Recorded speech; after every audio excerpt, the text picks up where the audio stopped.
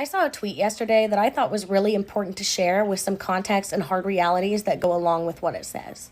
The tweet in question says, I don't know what 14-year-old needs to hear this, but block the 18-year-old that you're talking to. You are not mature for your age. They are preying on you, and that is the end of the conversation.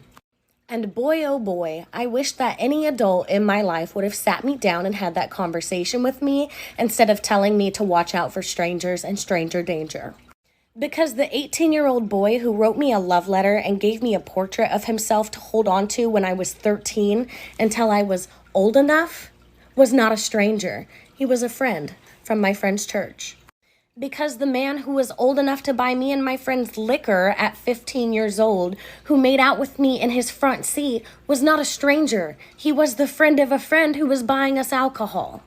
And neither me nor my peers were armed with the knowledge that this was inappropriate. As a matter of fact, we drank to my accomplishments that night, to a man who was old enough to get into the bars, making out with me, someone who could not yet legally drive a car.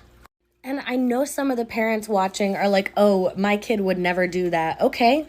My parents thought the same thing. My mom had my phone password. She went through it regularly. I charged it downstairs. From the ages of 13 to 16, it shut off at 8 p.m. and turned back on at 3 p.m. so as not to distract me from schoolwork, okay?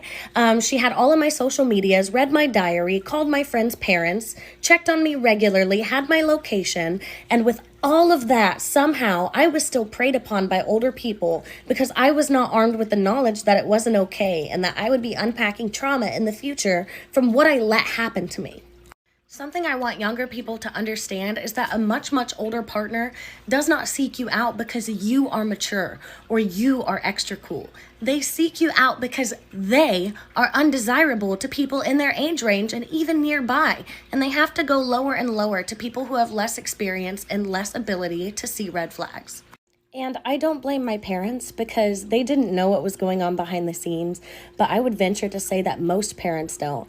And had me or at least one of my peers understood that what was happening in those moments was not okay, then I probably wouldn't feel so inclined to have this conversation with you today.